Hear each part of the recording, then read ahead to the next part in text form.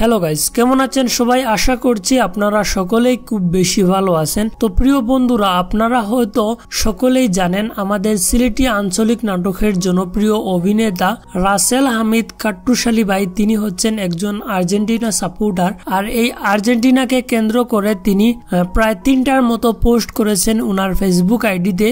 তো চলেন আজকের এই ভিডিওতে আমরা দেখে আসি তিনি কি প্রকাশ করলেন উনার ফেসবুক আইডিতে আর্জেন্টিনাকে নিয়ে। তো গতকালকের একটা পোস্ট তিনি পোস্ট করে বলেন, ফিফায় এখন থেকে নতুন নিয়ম করা হোক, আর্জেন্টিনা শুধু ফাইনাল খেলবে, প্রথম রাউন্ড, দ্বিতীয় রাউন্ড, কোয়ার্টার ফাইনাল, সেমিফাইনাল গুলো অংশগ্রহণ করে সময় নষ্ট না করা ভালো, এতে করে খেলোয়াড়, দর্শক এবং প্রতিপক্ষ স্বস্তি পাবে। তো এরপর গত 3 থেকে 4 দিন আগে তিনি আরেকটা পোস্ট করেছেন, চলুন এখন আমরা এই পোস্টটা একটু দেখি। তিনি বলেন, আর্জেন্টিনা প্রতিপক্ষের সমর্থক বাড়লো, বাপদাদার গল্প দিয়ে সমাপ নিতে অংশগ্রহণ করা যায় না, এখন সূচনশীল যুক্ত হয়েছে, তবুও আরএফএল এর বালতি ভর্তি সমবেদনা রইল, দয়া করে চাপার ক্ষতি করবেন না, চাপা গেলে হলুদ গরম করে দিলে কিন্তু সাড়ে না, তাই সবাই চাপার প্রতি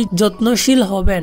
এরপর গত 6 দিন আগে তিনি আরেকটা পোস্ট করেছিলেন, চলেন সেটা আমরা দেখে আসি। তিনি বলেন, বর্তমান আর্জেন্টিনা পরিপূর্ণ একটি টিম, তা আবারও প্রমাণিত, ট্রাইব্রেকারে যাওয়ার আগে সাথে নিশ্চিত হলাম আমরা জিতে গেলাম, কারণ চীনের প্রাচীন আমাদের বাজ পাখি আছে।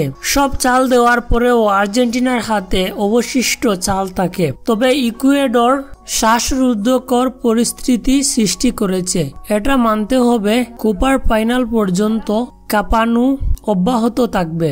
তো গাইজ, আপনারা কে কোন দল সাপোর্ট করেন অবশ্যই কমেন্ট করে বলতে পারেন।